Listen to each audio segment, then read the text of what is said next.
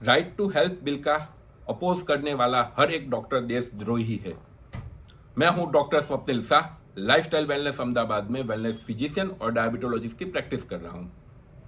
Rajasthan government right to health bill लाया हुआ है, जिसमें किसी भी पेशेंट को 24/7 emergency condition free of cost सभी प्राइवेट और गवर्नमेंट हॉस्पिटल को देना पड़ेगा।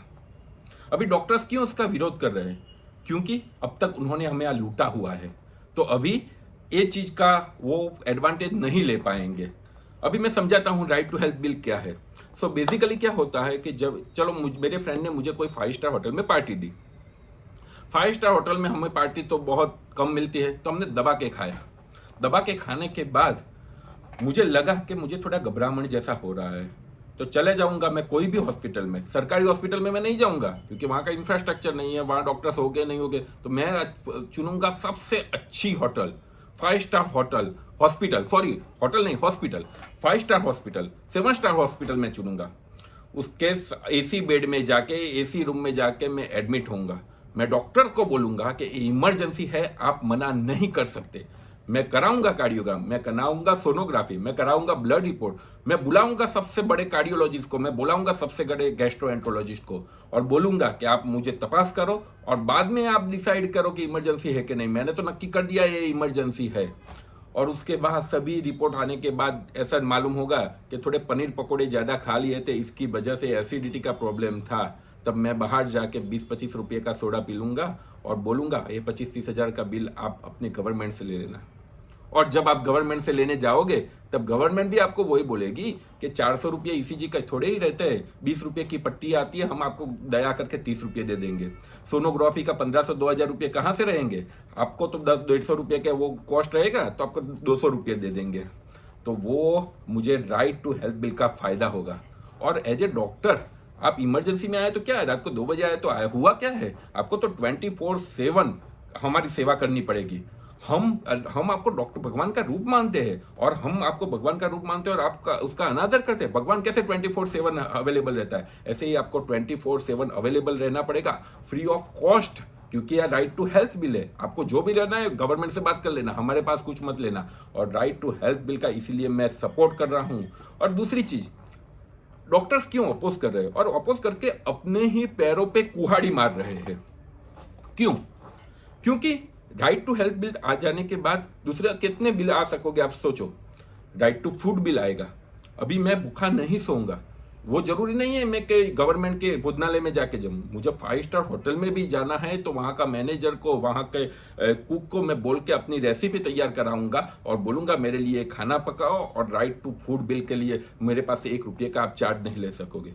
राइट टू रोटी कपड़ा और मकान, तो आएगा कपड़ा तो राइट टू क्लोथ्स बिल। मुझे सिंपल पैंट शर्ट में इंटरेस्ट नहीं है, मैं तुलाऊंगा 2-2.5 लाख का सूट और मैं बोलूंगा कि इसके लिए के पैसे मेरे गवर्नमेंट को ले लेना। इसके बाद आएगा मकान, तो राइट टू स्टे बिल। हर एक बिल्डर को हम गवर्नमेंट कंपल्सन करेगी 10 से 15 आप फ्लैट अपने हिसाब से, कोई भी जगह पे स्कीम हो तो 10 से 15 फ्लैट अवेजी में रखना कि किसी को बिना छत सोना नहीं पड़े, भले वो 50 लाख का फ्लैट हो या 50 करोड़ का फ्लैट हो।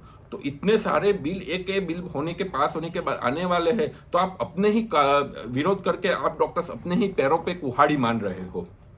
और उसके बाद गवर्नमेंट लाएगी राइट टू स्लीप बिल, और वो पर्टिकुलरली गवर्नमेंट के लिए होगा, क्योंकि सभी चीज राइट टू हो जाएगा तो गवर्नमेंट तो करना क्या है, उनको तो बिल ही लाना है। उसके बाद वो आराम से नींद सो सकेंगे और उसका हक है। उन्होंने इतने बिल लाए हुए तो right to sleep bill particularly जिन्होंने भी पास किया है उन लोगों के लिए राइट टू स्लीप लाने का बिल का हक है।